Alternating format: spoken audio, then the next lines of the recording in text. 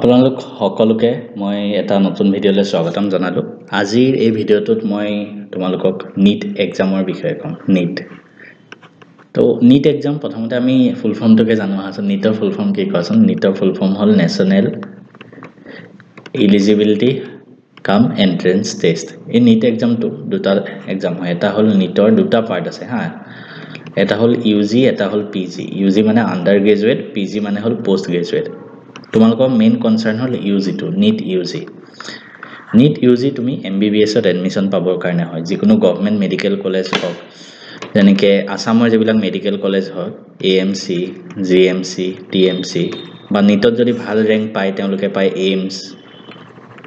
AIIMS বহুত ভাল institute. এইমছক IITৰ লগত কম্পেৰিজন কৰা হয়। তো এইমছ বহুত ভাল, তো এইমছৰ টাৰ্গেট কৰিবা।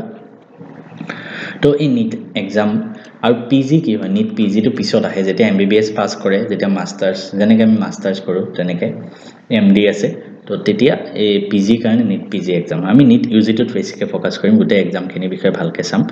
আৰু মই নীট এক্সাম কোৱালিফাই কৰা নাই। মই বহুত বায়'লজি মোৰ নাছিলেই, আৰু মই সেইটো প্ৰফেশ্যন বেয়া পাওঁ কাৰণে মই এক্সামটো দিয়া নাছিলোঁ। কিন্তু তোমালোকে যিহেতু ডক্টৰ হ'ব বিচাৰা, তোমালোকক মই জনোৱাটো উচিত। তো মই গুগলৰ পৰা বহুত ডাটা কালেক্ট কৰি তোমালোকলৈ আগবঢ়াইছোঁ। প্লাছ মোৰ চিনাকি যিসকলে ডক্টৰৰ চিট পাইছে তেওঁলোকৰ পৰা আইডিয়া লৈ এই ভিডিঅ'টো মই প্ৰস্তুত কৰিছোঁ। প্ৰথম কথা, নীট এক্সাম অফলাইন হয় হা, পেন এণ্ড পেপাৰ, কম্পিউটাৰ নহয়, অফলাইন এক্সাম হয়। 3 ঘণ্টা সময় হয়, টোটেল 720 নম্বৰ আহে। এতিয়া তোমালোকে মেট্ৰিক দিছিলা, মেট্ৰিকত কিমান 90 মাৰ্কছ কৰিব লাগে ন? কিমান ঘণ্টাত? 3 ঘণ্টাত। আৰু ইয়াত চোৱা 720 নম্বৰ কৰিব লাগে। কিমান গুণ? 8 গুণ। ভাবা, 8 গুণ বেছি কুৱেশ্যন, 8 গুণ বেছি নম্বৰৰ প্ৰশ্ন, আৰু 3 ঘণ্টা সময়, 3 ঘণ্টাই থাকিব। ঠিক আছে, তো 720 নম্বৰ কুৱেশ্যন। আৰু মেট্ৰিকত তুমি MCQ চব টিক কৰি আহিব পাৰা, কাৰণ নিগেটিভ নাথাকে। ভুল হ'লেও শুদ্ধ হ'লেও টোক্কা মাৰিলে লাগি যাব পাৰে। মেথছত টোক্কা মাৰি দিয়া, ছায়েন্সত টোক্কা মাৰি দিয়া, কিন্তু ইয়াত টোক্কা মাৰিলে গ'ল। কাৰণ কিয়? প্ৰত্যেকটো শুদ্ধ প্ৰশ্নৰ কাৰণে তুমি 4 নম্বৰ পাবা। 180টা প্ৰশ্ন থাকে, প্ৰত্যেকটো শুদ্ধ প্ৰশ্নৰ কাৰণে, শুদ্ধ উত্তৰৰ কাৰণে 4 নম্বৰ পাবা। কিন্তু যদি ভুল হৈ যায়, আগৰ যিমান মাৰ্কছ পাইছিলে -1 হৈ যাব। মই এক্সাম্পল দিছোঁ, 1 নম্বৰ প্ৰশ্ন, 2 নম্বৰ প্ৰশ্ন, 3 নম্বৰ আছে। 1 নম্বৰটো তোমাৰ শুদ্ধ হ'ল, টিক কৰিলা, শুদ্ধ হ'ল, 4 নম্বৰ পালা। কিন্তু 2 নম্বৰটো তুমি টিক নকৰিলা। টিক নকৰিলে একো নাযায়, টিক নকৰিলে নম্বৰ নাকাটে। 3 নম্বৰটো তুমি টিক কৰি দিলা, কিন্তু ভুল হৈ গ'ল, তো কি কৰিব? -1। আগতে 4 আছিলে, এতিয়া -1 হৈ যাব, মানে 3 নম্বৰহে পাবা তুমি। তো সেইটো বস্তু, গতিকে যেতিয়ালৈকে কনফাৰ্ম নহয় টিক কৰিব নালাগে। সেইটো অকল নীট বুলিয়ে নহয়, JEE হওক, NDA হওক, প্ৰত্যেকটো চেণ্ট্ৰেল গভৰ্ণমেণ্টৰ জবেই হওক, বা প্ৰত্যেকটো এক্সামতে নিগেটিভ থাকে। এতিয়া নীট এক্সামত আমি আৰু জানিব লাগিব চিলেবাছ কি হয়। তাৰপিছত নেক্সট ডাউট আহে আমাৰ চিলেবাছ। নীট এক্সামৰ চিলেবাছ কি হয়? নীট এক্সামত তোমালোকৰ কি ছাবজেক্ট আহে জানানে? ফিজিক্স, কেমেষ্ট্ৰি, তাৰপিছত বায়'লজি দুটা পাৰ্ট, জুলজি এণ্ড বটানী। তো ফিজিক্স, কেমেষ্ট্ৰি আৰু বায়'লজি, মেথছ নাহে। ফিজিক্স, কেমেষ্ট্ৰি, বায়'লজি, এই মানে প্ৰত্যেকটো part, physics, chemistry, zoology, botany, প্ৰত্যেকটো পাৰ্টৰে কেইটাকে প্ৰশ্ন আহে জানানে? 45 থাকে। তো আল্টিমেটলি 180টা প্ৰশ্ন আহিব, চবৰে 45টা থাকে। জুলজি, বটানী 4টাৰ 45টা 180। আৰু চিলেবাছ কি হয় জানানে? Class 11 and 12। বহুত ষ্টুডেণ্টে কি কৰে, 11টো বৰবাদ কৰি দিয়ে, ভাবে 12 আছে, আমি হাই ছেকেণ্ডেৰী ছেকেণ্ড ইয়াৰত ভালকৈ পঢ়িম, ভাল ৰিজাল্ট এটা হ'ব বৰ্ডত, কিন্তু ক্লাছ 11 আৰু 12 সমানে প্ৰিপেৰেশ্যন কৰিব লাগিব। কাৰণ দুইটাৰ পৰাই আহে কুৱেশ্যন, দুইটাৰ 50-50 বুলি ক'ব পাৰা। ক্লাছ 11ৰ পৰা যিমান আহিব, ক্লাছ 12ৰ পৰাও সিমানে আহিব। গতিকে তুমি যেতিয়া নীট এক্সামৰ কাৰণে মাথা মাৰিবা এতিয়াৰ পৰাই, তো এতিয়া এটাই কথা ভাবা যে হাই ছেকেণ্ডেৰী ফাৰ্ষ্ট ইয়াৰৰ পৰাই আমি ভালকৈ পঢ়িম, এই মোমেণ্টটোৰ পৰাই আমি ভালকৈ পঢ়ি যাম। বহুত ষ্টুডেণ্টে কি কৰে, এটা মই ট্ৰেণ্ডৰ কথা কৈছোঁ, যে আমি হাই ছেকেণ্ডেৰী 2 বছৰ ভালকৈ এনজয় কৰি লওঁ, তাৰপিছত 1 বছৰ ড্ৰপ দি আমি কোচিং কৰি নীট এক্সামৰ কাৰণে পঢ়িম। তো কি হয়, নৰ্মেলি যেতিয়া তুমি ড্ৰপ দিয়া ন, প্ৰথম কথাটো পইচা যায় বহুত। কোচিং চেণ্টাৰবিলাকে পইচা কিমান লুটে তোমালোকেও জানা। তো তোমালোকে যদি কোনোবাই সেইটো আইডিয়া দি আছে যে 2 বছৰ এনজয় কৰা, 1 বছৰ নীটৰ কাৰণে কোচিং কৰিবা, বা ইঞ্জিনিয়াৰিঙৰ ক্ষেত্ৰতো যি এক্সামেই নহওক কোচিং কৰিবা, প্ৰথম কথা তোমালোকৰ মা দেউতাৰ কষ্টৰে যি উপাৰ্জন কৰে ধন, সেইখিনি এনেই গৈ আছে। কাৰণ 2 বছৰতে তুমি সেইটো এক্সাম কোৱালিফাই কৰি ল'ব পাৰা।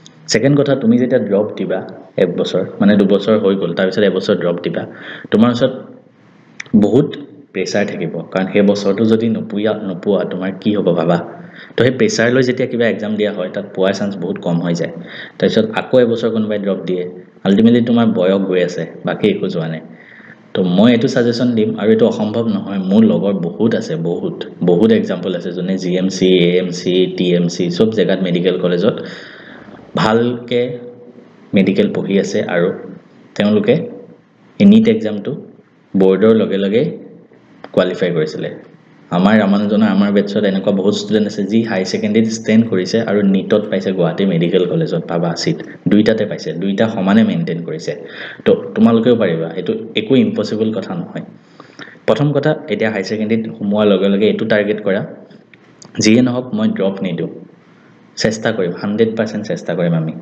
আমি কেতিয়াও ড্ৰপ নিদো আমি ভালকে পঢ়িম কিন্তু আমাৰ নিট হওক জেডব্লিউ হওক আমি পামেই হেতু কাৰণে তোমালকে মেইন ফোকাস হেতু কৰা তোমালকে টাইম টেবল বনাই লব পাৰা তোমালকে কেনেকে পঢ়িবা কি কৰিবা আমি কোৰ্স বিলাক আৰম্ভ হোৱাৰ পিছত আমি কেনেকে পঢ়িব লাগে হেখিনি ওপৰত সেশন দিম আমি জাস্ট এতিয়া প্যাটাৰ্ন বিলাক মই তোমালোকক কৈ আছো তাৰ পিছত বোৰ্ড এক্সামৰ লগতে কিন্তু তোমালকে এন্ট্ৰেন্স এক্সামৰ প্ৰিপাৰেচন কৰি যাবা তোমালকে টাইম বান্ধি লবা ধৰা এদিনত অকল এটা সাবজেক্টে পঢ়িলা ধৰা ফিজিক্স পঢ়িলা তাৰ ওপৰত এমসিকিউ সলভ কৰিলা এখিনি এতিয়া কৈ লাভ নাই কাৰণ সবে এক্সাম দি এনজয় কৰি আছা কৰা একো নাই হাই সেকেন্ডাৰী এডমিশন লোৱাৰ পিছত এখিনি মই আকৌ বেলেগ ভিডিও দিম কেনেকে পঢ়িব লাগে তো আজি তাৰ পিছত আৰু মই আৰু কিছুমান কথা ক'ব লগিয়া আছে 13টা ল্যাঙ্গুৱেজত হয় নিট অসমীয়াটো হয় কিন্তু অসমীয়াত ললে ইমান এটা মানে পোৱা চান্স নাথাকে কাৰণ বায়োলজি ইমান বেছি টান শব্দ থাকিব ন তুমি অসমীয়াত বুজি নাপাবা ইংলিছত লোৱা ভাল আৰু মই এটো সাজেশন দিম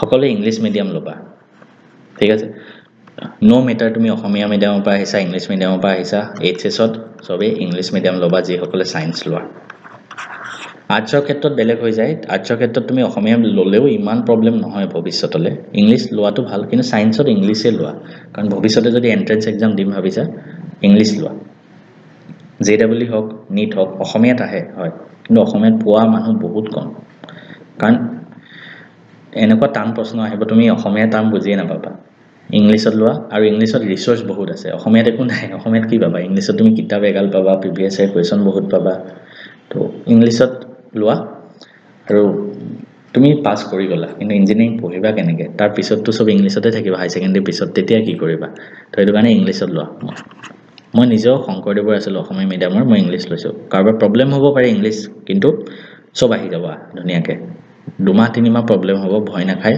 কৰি যোৱা সব আহি যাব একিতে মই কি কিতাপ পঢ়িব লাগে মানে নিটৰ কাৰণে স্পেশালি তিনিখনমান কিতাপ আছে ৰেফাৰেন্স বুকৰ পৰাটো তোমালোকে বুজিবৰ কাৰণে ৰেফাৰেন্স বুক তাৰ উপৰি কেইখনমান কিতাপ আছে মই দেখাই দিম প্ৰথম কথা এখিনি এমসিকিউ বুক হয় তো তোমালোকে এমসিকিউ কৰাৰ আগতে থিওৰি ভালদৰে জানিব লাগিব থিওৰি ভালদৰে বুজি পালেহে এমসিকিউ কৰিবা তো থিওৰিৰ কাৰণে তোমালোকে ৰেফাৰেন্স বুক লবা প্ৰদীপস বা যিকোনো প্ৰদীপস হওক দিনেশ হওক হেনেকুৱা প্ৰদীপসৰ বেছি ভাল তাৰ পিছত তুমি নিটৰ কাৰণে এনেকুৱা এনসিআৰটি ফিংগাৰ টিপস পাবা ফিজিক্সৰ কেমিষ্ট্ৰি তাৰ পিছত বায়োলজি ঠিক আছে এনেকুৱা এনসিআৰটি ফিংগাৰ টিপস তোমালোকে কিনি লব পাৰা এখন আমাজনত এনেকে মাৰিলে তোমালোকে পাই যাবা এমটিজি এনসিআৰটি ফিংগাৰ টিপস বুক একেখন কিনি লব পাৰা তাৰ পিছত নেক্সট কাম হ'ব তোমালোকে প্ৰিভিয়াস ইয়াৰ কোৱেশ্চন বিলাক জানিব লাগিব প্ৰথম যিকোনো এক্সাম দিয়াৰ আগতে নিটত আগতে কি প্ৰশ্ন আহিছে তোমালোকে জানি লোৱাটো ভাল তো কেনেকে গম পাবা মই তোমালোকক আমাৰ মেথছ এণ্ড ফিজিক্স সাব এপত প্ৰিভিয়াস ইয়াৰ কোৱেশ্চন পেপাৰ খিনি দিম চেষ্টা কৰিম মই দিবলে তো তোমালোকে একো কৰিব নালাগে ধুনিয়াকে আমাৰ মেথছ এণ্ড ফিজিক্স সাব এপটো ডাউনলোড কৰা ডেসক্ৰিপচনত লিংক দিয়া থাকিব তাৰ পিছত কেনেকে ৰেজিষ্টাৰ কৰিব লাগে মই ভিডিওটো দি দিম ৰেজিষ্টাৰ কৰি লোৱা তাৰ পিছত তোমালোকে ফ্ৰী মেটেৰিয়েলছত যাবা তাতে প্ৰিভিয়াস ইয়াৰ কোৱেশ্চন পেপাৰ বুলি প্ৰিভিয়াস ইয়াৰ পেপাৰ বুলি এটা ফোল্ডাৰ বনাম প্ৰিভিয়াস ইয়াৰ পেপাৰ তাতে যাবা নিটত ক্লিক কৰিবা নিটত ধুনিয়াকে তোমালোকে পাই যাবা বস্তুখিনি তো ফ্ৰী মেটেৰিয়েলছ হয় একো পইচা দিব নালাগে মোক জাস্ট তোমালোকে প্ৰিভিয়াস ইয়াৰ কোৱেশ্চনখিনি তাৰ পৰা ডাউনলোড কৰি পঢ়িব পাৰিবা কাৰোবাৰ কিবা ডাউট থাকিলে মোক কবা আৰু মই বেলেগ ভিডিও বনাম